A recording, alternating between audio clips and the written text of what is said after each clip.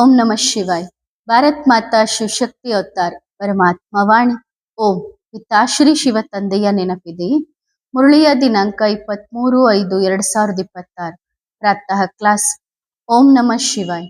ಓ ನನ್ನ ಈಶ್ವರಿಯ ವಿದ್ಯಾರ್ಥಿ ಮಕ್ಕಳೇ, ಭಕ್ತಿ ಮಾರ್ಗದಲ್ಲಿ ಅನೇಕರು ಕಣ್ಣು ಮುಚ್ಚಿ ಕುಳಿತುಕೊಳ್ಳುತ್ತಾರೆ. ಓದುವುದು ಈ ರೀತಿ ನಡೆಯುವುದಿಲ್ಲ ಅಲ್ಲವೇ? ಶಿಕ್ಷಕರನ್ನು ನೋಡಬೇಕಲ್ಲವೇ? ಇವರು ತಂದೆಯೂ ಹೌದು, ಶಿಕ್ಷಕರೂ ಹೌದು. ಆದ್ದರಿಂದ ಸಮ್ಮುಖದಲ್ಲಿ ನೋಡಬೇಕಾಗುತ್ತದೆ. ಸಮ್ಮುಖದಲ್ಲಿ ಕುಳಿತು ಕಣ್ಣು ಮುಚ್ಚಿ ತೂಕಡಿಸುತ್ತಿದ್ದರೆ ಅಂತಹ ಶಿಕ್ಷಣ ನಡೆಯುವುದಿಲ್ಲ. ಓಂ ನಮಃ ಶಿವಾಯ್. ಆತ್ಮಿಕ ತಂದೆ ತಿಳಿಸಿಕೊಡುತ್ತಿದ್ದಾರೆ. ಈ ಶರೀರವಿದ್ದಾಗಲೇ ತಿಳಿಸಿಕೊಡುತ್ತಾರೆ. ಸಮ್ಮುಖದಲ್ಲೇ ತಿಳಿಸಿಕೊಡಬೇಕಾಗುತ್ತದೆ. ಸಮ್ಮುಖದಲ್ಲಿ ತಿಳಿಸಿಕೊಟ್ಟಿರುವುದು ನಂತರ ಲೇಖನದ ಮೂಲಕ ಎಲ್ಲರ ಬಳಿ ತಲುಪುತ್ತದೆ. ನೀವು ಇಲ್ಲಿ ಸಮ್ಮುಖದಲ್ಲಿ ಕೇಳಲು ಬರುತ್ತೀರಿ.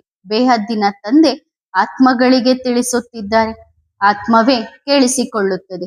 ಈ ಶರೀರದ ಮೂಲಕ ಆತ್ಮವೇ ಎಲ್ಲವನ್ನೂ ಮಾಡುತ್ತದೆ. ಆದ್ದರಿಂದ ಮೊದಲು ತಮ್ಮನ್ನು ಆತ್ಮ ಎಂದು ಅವಶ್ಯವಾಗಿ ತಿಳಿದುಕೊಳ್ಳಬೇಕು. ತಂದೆ ಬಂದಿದ್ದಾರೆ, ಎಷ್ಟು ಸಮೀಪದಲ್ಲಿದ್ದಾರೆ. ಜ್ಞಾನವೇನೆಂದರೆ ಆತ್ಮ ಮತ್ತು ಪರಮಾತ್ಮ ಬಹಳ ಕಾಲ ಅಗಲಿದ್ದರು. ಮೊಟ್ಟ ಮೊದಲು ತಂದೆಯಿಂದ ಯಾರು ಅಗಲಿ ಇಲ್ಲಿ ಪಾತ್ರ ಮಾಡಲು ಬಂದರು? ಅವರು ಕೇಳುತ್ತಾರೆ, ಎಷ್ಟು ಸಮಯ ತಂದೆಯಿಂದ ಅಗಲಿದ್ದೀರಿ? ಆಗ ನೀವು ಹೇಳುತ್ತೀರಿ, 5000 ವರ್ಷಗಳು. ಸ್ವಲ್ಪ ಹೆಚ್ಚು ಕಡಿಮೆ ಎಂದು ಹೇಳಬಹುದು.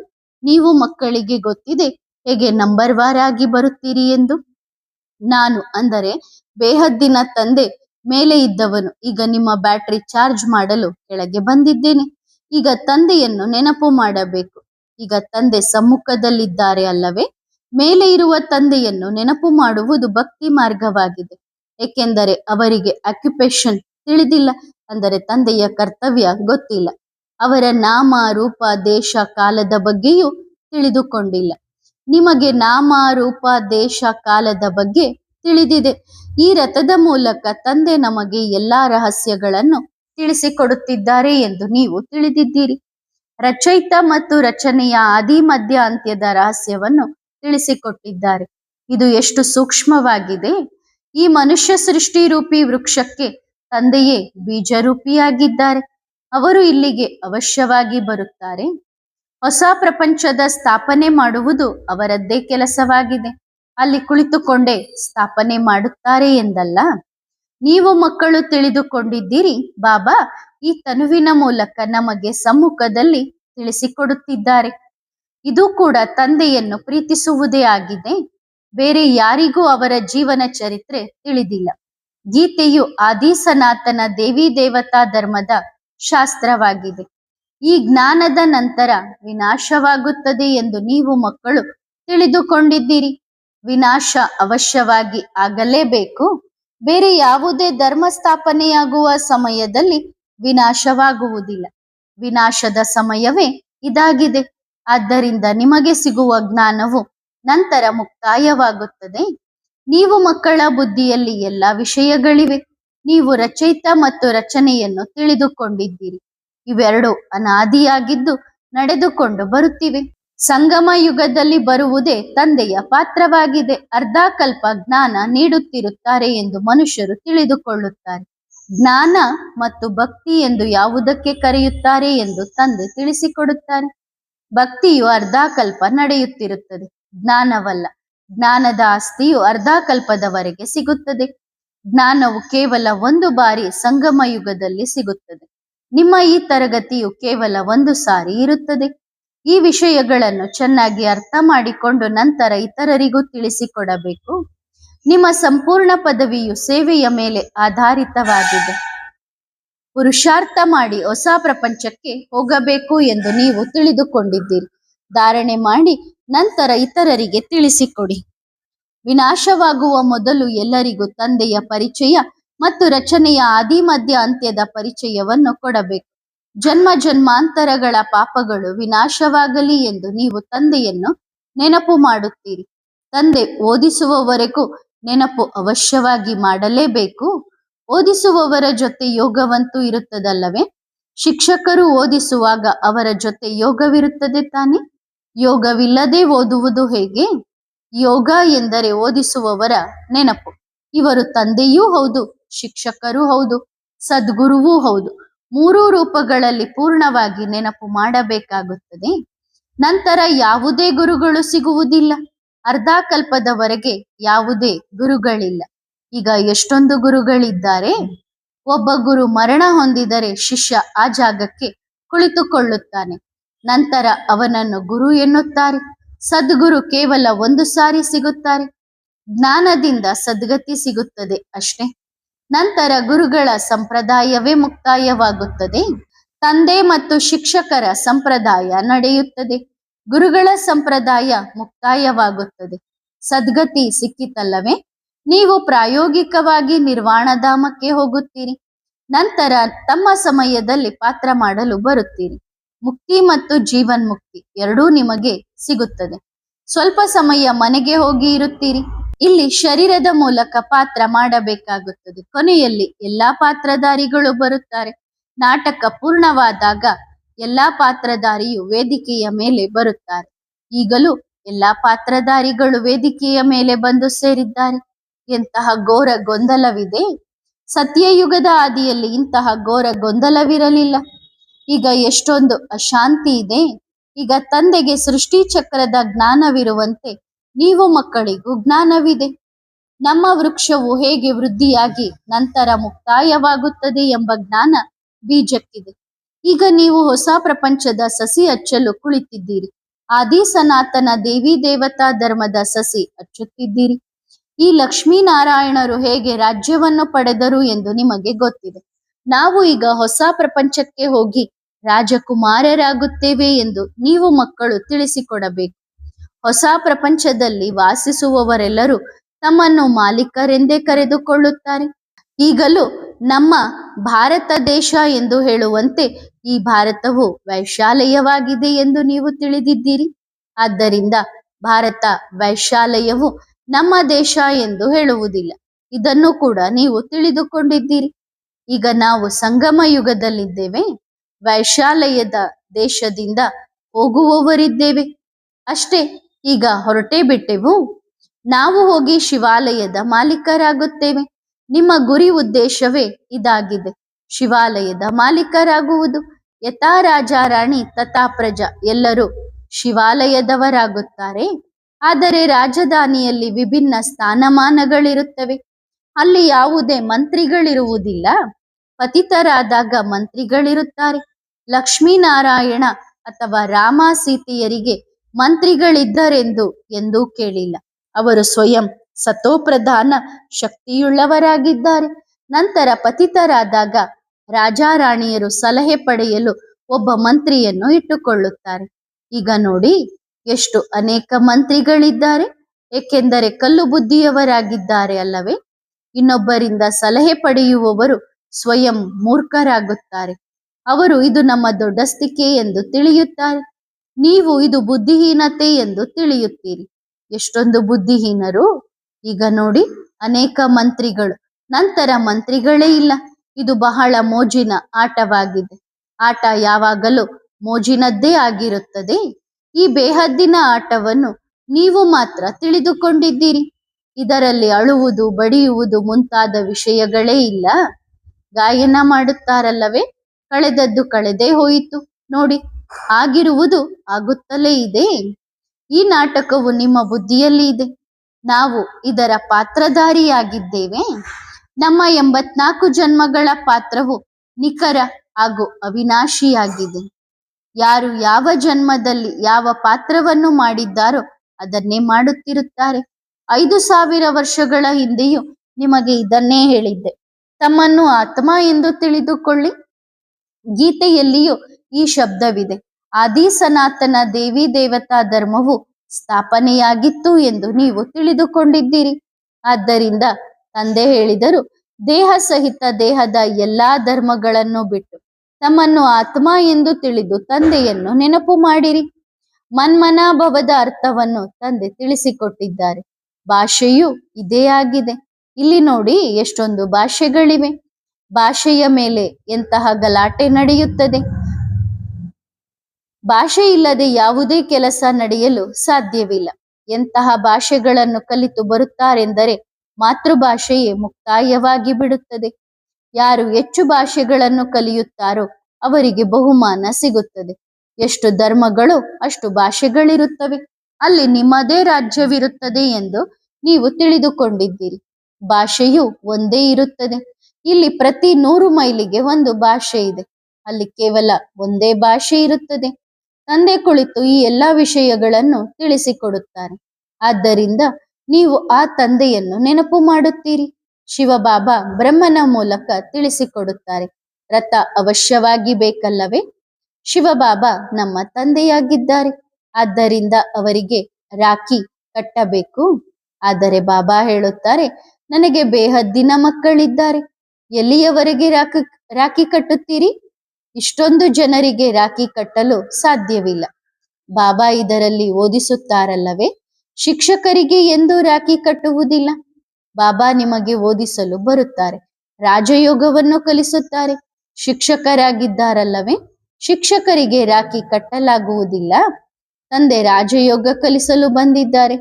ನೀವು ರಾಖಿ ಬೇಕಾದಂತಹ ಸಣ್ಣ ಮಕ್ಕಳಲ್ಲ, ವಿದ್ಯಾರ್ಥಿ ಎಂದಾದರೂ ಶಿಕ್ಷಕರಿಗೆ ರಾಖಿ ಕಟ್ಟುತ್ತಾರೆಯೇ?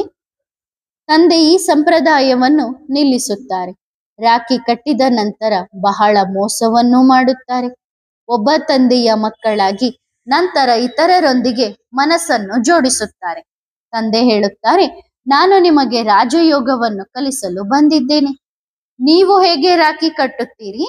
ನೀವು ಶರೀರಧಾರಿಗಳು. ನಾನು ಮೇಲೆ ವಾಸಿಸುವ ಅಶರೀರಿಯಾಗಿದ್ದೇನೆ. ಬಾಬಾ ಬಂದು ನಮ್ಮನ್ನು ಪಾವನ ಮಾಡಿ ಎಂದು ಹೇಳುತ್ತೀರಿ. ಅಂದರೆ ನೀವು ಪತಿತರಾಗಿದ್ದೀರಿ ಎಂದರ್ಥ. ಹಾಗಾದರೆ ನೀವು ನನಗೆ ಹೇಗೆ ರಾಖಿ ಕಟ್ಟಲು ಸಾಧ್ಯ? ಯಾವಾಗ ಸಂಪೂರ್ಣ ಪಾವನರಾಗುತ್ತೀರೋ ಆಗ ರಾಖಿ ಕಟ್ಟಿ. ಪತಿತರು ಹೇಗೆ ಕಟ್ಟುತ್ತಾರೆ? ಪ್ರತಿಜ್ಞೆ ಮಾಡಿ ನಂತರ ಪಾವನರಾಗುತ್ತಾರೆ. ಕೊನೆಯಲ್ಲಿ ಯಾವಾಗ ಸಂಪೂರ್ಣ ಪಾವನರಾಗುತ್ತೀರೋ ಆಗ ರಾಖಿ ಕಟ್ಟಿ. ನಂತರ ನೆನಪಿನಲ್ಲಿಯೂ ಇರುತ್ತೀರಿ. ಶಿಕ್ಷಕರನ್ನು, ಗುರುಗಳನ್ನು ನೆನಪು ಮಾಡುತ್ತಿರುತ್ತೀರಿ. ಈಗ ನೀವು ಕೊಳಕಾಗುತ್ತೀರಿ. ಆಗ 100 ಪಟ್ಟು ಶಿಕ್ಷೆ ಸಿಗುತ್ತದೆ. ಆಗ ರಾಖಿ ಏಕೆ ಕಟ್ಟಬೇಕು? ಮಧ್ಯದಲ್ಲಿ ದಲ್ಲಾಳಿಯ ರೂಪದಲ್ಲಿ ಸಿಕ್ಕಿದೆ. ದಲ್ಲಾಳಿಗೆ ರಾಖಿ ಕಟ್ಟಲಾಗುವುದಿಲ್ಲ, ಕೇವಲ ನೆನಪು ಮಾಡಬೇಕು. ತಂದೆ ಹೇಳುತ್ತಾರೆ, ನಾನು ಕೂಡ ಅವರ ಪ್ರೀತಿಯ ಮಗನಾಗಿದ್ದೇನೆ. ಹಾಗಾದರೆ ನಾನು ಎಲ್ಲಿ ರಾಖಿ ಕಟ್ಟಲು ಸಾಧ್ಯ? ನೀವಾದರೂ ಈ ಶರೀರದ ಮೂಲಕ ರಾಖಿ ಕಟ್ಟಿ ಭೇಟಿಯಾಗುತ್ತೀರಿ. ನಾನು ಅವರಿಗೆ ಹೇಗೆ ರಾಖಿ ಕಟ್ಟಲಿ? ಯಾರಾದರೂ ಯೋಚಿಸಬೇಕು. ನಾನು ಶಿವಬಾಬಾರವರಿಗೆ ರಾಖಿ ಕಟ್ಟುತ್ತಿದ್ದೇನೆಯೇ? ಒಬ್ಬ ತಂದೆಯನ್ನೇ ನೆನಪು ಮಾಡಿ, ಒಬ್ಬ ತಂದೆಯನ್ನೇ ಪ್ರೀತಿಸಿ. ನೆನಪಿನಿಂದ ಬಹಳ ಶಕ್ತಿ ಸಿಗುತ್ತದೆ. ತಂದೆ ಸರ್ವಶಕ್ತಿವಂತರಾಗಿದ್ದಾರೆ. ತಂದೆಯಿಂದ ನಿಮಗೆ ಎಷ್ಟೊಂದು ಶಕ್ತಿ ಸಿಗುತ್ತದೆ. ನಿಮ್ಮ ರಾಜಧಾನಿಯ ಮೇಲೆ ಯಾರೂ ವಿಜಯ ಸಾಧಿಸಲು ಸಾಧ್ಯವಾಗದಷ್ಟು ನೀವು ಬಲಶಾಲಿಗಳಾಗುತ್ತೀರಿ. ರಾವಣನ ರಾಜ್ಯವೇ ಮುಕ್ತಾಯವಾಗುತ್ತದೆ. ಅಲ್ಲಿ ದುಃಖ ಕೊಡುವವರು ಯಾರೂ ಇರುವುದಿಲ್ಲ. ಅದನ್ನು ಸುಖಧಾಮ ಎಂದು ಕರೆಯಲಾಗುತ್ತದೆ. ರಾವಣ ಇಡೀ ವಿಶ್ವಕ್ಕೆ ದುಃಖ ಕೊಡುವವನಾಗಿದ್ದಾನೆ. ಪ್ರಾಣಿಗಳು ಕೂಡ ದುಃಖಿಯಾಗಿವೆ. ಅಲ್ಲಿ ಪ್ರಾಣಿಗಳು ಕೂಡ ಪರಸ್ಪರ ಪ್ರೀತಿಯಿಂದ ಇರುತ್ತವೆ. ಇಲ್ಲಿ ಪ್ರೀತಿಯೇ ಇಲ್ಲ. ಸ್ತ್ರೀ ಪುರುಷರು ಪ್ರೀತಿಯಲ್ಲಿ ಕಾಮಕಟಾರಿಯನ್ನು ಚಲಾಯಿಸುತ್ತಾರೆ. ಅಂದರೆ ಒಬ್ಬರು ಇನ್ನೊಬ್ಬರ ಕೊಲೆ ಮಾಡುತ್ತಾರೆ. ಕೊಲೆ ಅಂದ್ರೆ ಸಾಯಿಸೋದಲ್ಲ, ಅವರ ಗುಣಗಳ ಕೊಲೆ ಮಾಡುತ್ತಾರೆ. ಹಾಗಾದರೆ ಇದನ್ನು ಪ್ರೀತಿ ಎನ್ನುತ್ತೀರಾ? ಆದ್ದರಿಂದ ಸನ್ಯಾಸಿಗಳು ಹೇಳುತ್ತಾರೆ, ಸ್ತ್ರೀ ಸರ್ಪಿಣಿಯಾಗಿದ್ದಾಳೆ, ಅವಳು ಕಚ್ಚುತ್ತಾಳೆ, ಜೊತೆಯಲ್ಲಿ ಇರುವುದಿಲ್ಲ. ಜೊತೆಯಲ್ಲಿ ಇಲ್ಲ ಎಂದರೆ ಕಚ್ಚುವುದೂ ಇಲ್ಲ ಎಂದು ಅವರು ಕಾಡಿಗೆ ಹೋಗುತ್ತಾರೆ. ತಂದೆ ತಿಳಿಸಿಕೊಡುತ್ತಾರೆ, ಅವರೂ ಕೂಡ ಪವಿತ್ರತೆಯ ಕಾರಣದಿಂದ ಸಹಾಯಕರಾಗುತ್ತಾರೆ. ಆದರೆ ಈಗ ತಮೋಪ್ರಧಾನರಾಗಿದ್ದಾರೆ. ಆದ್ದರಿಂದ ಯೋಗ ಬಲದ ಯಾವುದೇ ಸಹಾಯ ಮಾಡುವುದಿಲ್ಲ. ಯೋಗ ಬಲದ ಬಗ್ಗೆ ಅವರಿಗೆ ತಿಳಿದೇ ಇಲ್ಲ. ಅವರು ಬ್ರಹ್ಮ ತತ್ವವನ್ನು ನೆನಪು ಮಾಡುತ್ತಾರೆ. ಅದು ಮನೆಯಾಗಿದೆಯಲ್ಲವೇ? ನಾವು ಹೇಳುತ್ತೇವೆ ಬ್ರಹ್ಮ ತತ್ವಕ್ಕೆ ಹೋಗಿ ಇರುತ್ತೇವೆ ಎಂದು. ಅವರು ಹೇಳುತ್ತಾರೆ ಬ್ರಹ್ಮ ತತ್ವದಲ್ಲಿ ಲೀನವಾಗುತ್ತೇವೆ ಎಂದು. ಇದೇ ವ್ಯತ್ಯಾಸವಾಗಿದೆ. ಅವರು ಹೇಳುತ್ತಾರೆ ನಾವು ಬ್ರಹ್ಮಾಂಡವನ್ನು ನೆನಪು ಮಾಡುತ್ತೇವೆ, ನೆನಪು ಮಾಡುತ್ತಾ ಮಾಡುತ್ತಾ ಲೀನವಾಗುತ್ತೇವೆ ಎಂದು. ಈ ಡ್ರಾಮಾ ಹೇಗೆ ಸುತ್ತುತ್ತದೆ ಎಂದು ತಂದೆ ತಿಳಿಸಿಕೊಡುತ್ತಾರೆ. ಎಲ್ಲರೂ ಮಕ್ಕಳೇ ಆಗಿದ್ದಾರಲ್ಲವೇ? ಕೆಲವರು ಚೆನ್ನಾಗಿ ಓದುತ್ತಾರೆ, ಕೆಲವರು ಕಡಿಮೆ ಓದುತ್ತಾರೆ. ಎಲ್ಲರೂ ಓದುತ್ತಾರಲ್ಲವೇ? ಇಡೀ ಪ್ರಪಂಚವು ಓದುತ್ತದೆ, ಅಂದರೆ ತಂದೆಯನ್ನು ನೆನಪು ಮಾಡುತ್ತದೆ. ತಂದೆಯನ್ನು ನೆನಪು ಮಾಡುವುದು ಕೂಡ ಶಿಕ್ಷಣವೇ ಆಗಿದೆ. ಅವರು ಹೇಳುತ್ತಾರೆ ಅಲ್ಲಾಹು ಅಲ್ಲಾಹು, ಇದು ಉಲ್ಟಾ ಆಗಿದೆ. ಸರ್ವವ್ಯಾಪಿ ಎನ್ನಿ ಅಥವಾ ಅಲ್ಲಾ ಎನ್ನಿ ಎರಡು ಒಂದೇ ವಿಷಯ. ಅದರ ಅರ್ಥ ಅವರಿಗೆ ತಿಳಿದಿಲ್ಲ. ಅಲ್ಲಾಹು ಎನ್ನುವುದರ ಅರ್ಥವೇ ಸರ್ವವ್ಯಾಪಿ ಎಂದಾಗಿದೆ. ಪರಮಾತ್ಮನನ್ನು ನೆನಪು ಮಾಡುತ್ತಾರೆ. ಸರ್ವರ ಸದ್ಗತಿ ದಾತ, ಎಲ್ಲರಿಗೂ ಸುಖ ಕೊಡುವವರಾಗಿದ್ದಾರೆ. ಅವರು ಕೂಡ ಹೇಳುತ್ತಾರೆ, ಹೇ ತಂದೆ, ನೀನು ಬಂದು ಪಾವನ ಮಾಡಿ ಎಂದು. ಅಂದ ಮೇಲೆ ಅವಶ್ಯವಾಗಿ ಪತಿತರಾಗಿದ್ದಾರೆ. ಹಾಗಾದರೆ ಅವರು ಅಲ್ಲ ಹೇಗೆ ಆಗುತ್ತಾರೆ? ಅಲ್ಲ ವಿಕಾರಗಳಲ್ಲಿ ಹೇಗೆ ಹೋಗುತ್ತಾರೆ? ಅಲ್ಲ ಎನ್ನಿ ಅಥವಾ ಪರಮಾತ್ಮ ಎನ್ನಿ. ಅವರು ಬರುವುದೇ ವಿಕಾರಿಗಳನ್ನು ನಿರ್ವಿಕಾರಿಗಳನ್ನಾಗಿ ಮಾಡಲು. ಅವರು ಕೂಡ ಕೂಗುತ್ತಾರೆ, ಹೇ ಪರಮಾತ್ಮ, ನೀನು ಬಂದು ನಮ್ಮನ್ನು ಬಹಳ ಪಾವನ ಮಾಡಿ ಎಂದು. ಇದು ಅವರದ್ದೇ ಕೆಲಸವಾಗಿದೆ. ಆದ್ದರಿಂದ ಕರೆಯುತ್ತಾರೆ, ಹೇ ತಂದೆ, ನೀನು ಬಂದು ನಮ್ಮನ್ನು ಪಾವನ ಮಾಡಿ ಎಂದು. ನಿಮ್ಮ ಭಾಷೆಯು ಸರಿಯಾಗಿದೆ. ಆ ಜನರು ಅಲ್ಲ ಎನ್ನುತ್ತಾರೆ, ಅವರು ಗಾಡ್ ಎನ್ನುತ್ತಾರೆ, ಗಾಡ್ ಫಾದರ್ ಎಂದು ಹೇಳುತ್ತಾರೆ. ಕೊನೆಯಲ್ಲಿ ಅವರ ಬುದ್ಧಿಯಲ್ಲಿಯೂ ಚೆನ್ನಾಗಿ ಉಳಿಯುತ್ತದೆ. ಅವರು ಅಷ್ಟೊಂದು ದುಃಖ ಅನುಭವಿಸುವುದಿಲ್ಲ. ನೀವು ಬಾಬಾ ಎನ್ನುತ್ತೀರಿ. ಹಾಗಾದರೆ ಈಗ ನೀವು ಸಮ್ಮುಖದಲ್ಲಿ ಕುಳಿತಿದ್ದೀರಿ, ಏನು ಮಾಡುತ್ತೀರಿ? ಬಾಬಾರನ್ನು ಈ ಭ್ರುಕುಟಿಯಲ್ಲಿ ನೋಡುತ್ತೀರಿ. ಬಾಬಾ ನಂತರ ನಿಮ್ಮ ಭ್ರುಕುಟಿಯಲ್ಲಿ ನೋಡುತ್ತಾರೆ. ನಾನು ಯಾರಲ್ಲಿ ಪ್ರವೇಶ ಮಾಡುತ್ತೇನೆಯೋ ಅವರನ್ನು ನೋಡುತ್ತೇನೆ. ಅವರು ಪಕ್ಕದಲ್ಲಿ ಕುಳಿತಿದ್ದಾರೆ. ಇವು ಬಹಳ ಅರ್ಥ ಮಾಡಿಕೊಳ್ಳಬೇಕಾದ ವಿಷಯಗಳಾಗಿವೆ. ನಾನು ಇವರ ಪಕ್ಕದಲ್ಲಿ ಕುಳಿತಿದ್ದೇನೆ. ಇವರು ಕೂಡ ತಿಳಿಯುತ್ತಾರೆ ನನ್ನ ಪಕ್ಕದಲ್ಲಿ ಕುಳಿತಿದ್ದಾರೆ ಎಂದು. ನೀವು ಹೇಳುತ್ತೀರಿ, ನಾವು ಎದುರಿಗೆ ಇಬ್ಬರನ್ನು ನೋಡುತ್ತೇವೆ, ಬಾಪ್ ಮತ್ತು ದಾದಾ. ಇಬ್ಬರ ಆತ್ಮಗಳನ್ನು ನೋಡುತ್ತೇವೆ. ಈ ಜ್ಞಾನ ನಿಮ್ಮಲ್ಲಿದೆ. ಬಾಪ್ ದಾದಾ ಎಂದು ಯಾರಿಗೆ ಕರೆಯುತ್ತೀರಿ? ಆತ್ಮಕ್ಕೆ. ಆತ್ಮವು ಸಮ್ಮುಖದಲ್ಲಿ ಕುಳಿತಿದೆ. ಭಕ್ತಿ ಮಾರ್ಗದಲ್ಲಿ ಅನೇಕರು ಕಣ್ಣು ಮುಚ್ಚಿ ಕುಳಿತುಕೊಳ್ಳುತ್ತಾರೆ. ಶಿಕ್ಷಣದಲ್ಲಿ ಈ ರೀತಿ ನಡೆಯುವುದಿಲ್ಲ. ಶಿಕ್ಷಕರನ್ನು ನೋಡಬೇಕಲ್ಲವೇ? ಇವರು ತಂದೆಯೂ ಹೌದು, ಶಿಕ್ಷಕರೂ ಹೌದು. ಆದ್ದರಿಂದ ಸಮ್ಮುಖದಲ್ಲಿ ನೋಡಬೇಕು. ಸಮ್ಮುಖದಲ್ಲಿ ಕುಳಿತು ಕಣ್ಣು ಮುಚ್ಚಿ ತೂಕಡಿಸುತ್ತಿದ್ದರೆ ಅಂತಹ ಶಿಕ್ಷಣ ನಡೆಯುವುದಿಲ್ಲ. ವಿದ್ಯಾರ್ಥಿ ಶಿಕ್ಷಕರನ್ನು ಅವಶ್ಯವಾಗಿ ನೋಡುತ್ತಲೇ ಇರುತ್ತಾನೆ. ಇಲ್ಲದಿದ್ದರೆ ಶಿಕ್ಷಕರು ಹೇಳುತ್ತಾರೆ, ಇವನು ತೂಕಡಿಸುತ್ತಿದ್ದಾನೆ, ಯಾವುದೋ ಭಂಗಿ ಕುಡಿದು ಬಂದಿದ್ದಾನೆ ಎಂದು, ಅಂದ್ರೆ ನಶೆಯ ಪದಾರ್ಥವನ್ನ ಕುಡಿದು ಬಂದಿದ್ದಾನೆ ಎಂದು. ನಿಮ್ಮ ಬುದ್ಧಿಯಲ್ಲಿದೆ ಬಾಬಾ ಈ ತನುವಿನಲ್ಲಿ ಇದ್ದಾರೆ ಎಂದು. ನಾನು ಬಾಬಾರನ್ನು ನೋಡುತ್ತೇನೆ. ತಂದೆ ತಿಳಿಸಿಕೊಡುತ್ತಾರೆ, ಯಾರಾದರೂ ಕಣ್ಣು ಮುಚ್ಚಿ ಕುಳಿತುಕೊಳ್ಳುವುದು ಈ ತರಗತಿಯ ನಿಯಮವಲ್ಲ. ಶಾಲೆಯಲ್ಲಿ ಯಾರಾದರೂ ಕಣ್ಣು ಮುಚ್ಚಿ ಕುಳಿತುಕೊಳ್ಳುತ್ತಾರೆಯೇ? ಇತರ ಸತ್ಸಂಗಗಳನ್ನು ಶಾಲೆ ಎಂದು ಕರೆಯಲಾಗುವುದಿಲ್ಲ. ಭಗವದ್ಗೀತೆ ಮುಂತಾದವುಗಳನ್ನು ಓದುತ್ತಾರೆ, ಆದರೆ ಅದನ್ನು ಶಾಲೆ ಎಂದು ಕರೆಯುವುದಿಲ್ಲ. ಅವರು ಯಾರನ್ನೂ ನೋಡಬೇಕಾದಂತಹ ತಂದೆಯಲ್ಲ. ಕೆಲವರು ಶಿವನ ಭಕ್ತರಾಗಿರುತ್ತಾರೆ, ಆದ್ದರಿಂದ ಶಿವನನ್ನೇ ನೆನಪು ಮಾಡುತ್ತಾರೆ. ಕಿವಿಯಿಂದ ಕಥೆಗಳನ್ನು ಕೇಳುತ್ತಿರುತ್ತಾರೆ. ಶಿವನ ಭಕ್ತಿ ಮಾಡುತ್ತಾ ಶಿವನನ್ನೇ ನೆನಪು ಮಾಡಬೇಕಾಗುತ್ತದೆ. ಯಾವುದೇ ಸತ್ಸಂಗದಲ್ಲಿ ಪ್ರಶ್ನೆ ಮುಂತಾದವುಗಳಿರುವುದಿಲ್ಲ. ಇಲ್ಲಿ ಇರುತ್ತದೆ. ಇಲ್ಲಿ ನಿಮ್ಮ ಆದಾಯ ಬಹಳಷ್ಟಿದೆ. ಆದಾಯ ಬರುವಾಗ ಎಂದು ಆಕಳಿಕೆ ಬರುವುದಿಲ್ಲ. ಹಣ ಸಿಗುತ್ತದೆ ಅಂದ ಮೇಲೆ ಖುಷಿ ಇರುತ್ತದೆ. ಆಕಳಿಕೆ ದುಃಖದ ಗುರುತಾಗಿದೆ.